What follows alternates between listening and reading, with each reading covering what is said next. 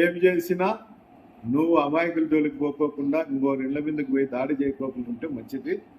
అక్కడ అధికారుల మీద కూడా నువ్వు ప్రెజర్ తీసుకొచ్చి వైఎస్ఆర్సీపీ కార్యకర్తలు నువ్వు ఊరిడిపించేదానికో తప్పుడు కేసులు పెట్టించేదానికో మీ దగ్గర ఉన్నటువంటి ఏఎస్పీ గారికి కూర్చొని పంచాయతీలు చేసుకొని ఎవరిని కేసులో పెట్టాలా ఎవరిని కేసులో పెట్టకూడదని కోరుకొని ఆ ఏఎస్పీ గారి మీ ఆలోచనే ఏఎస్పీ గారికి ఆలోచన, అంతకుమించి ఏరేది ఏం లేదు. అతను వచ్చి ఆడు ఉద్యోగం చేసి లేదు.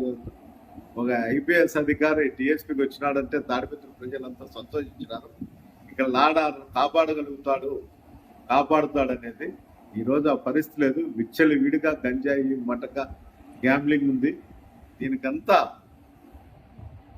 ప్రభాకర్ రెడ్డి అనుచరులే ఇవన్నీ చేస్తారు, ఆ లబ్ధి చెందుతారు. కాబట్టి వాళ్ళ ఇంటి చుట్టూ కూడా ఒక సైన్యాన్ని పెట్టుకొని ఆ సైన్యాన్ని పెట్టుకొని నువ్వు ఈ బుద్ధి అరాచకాలు చేస్తావు.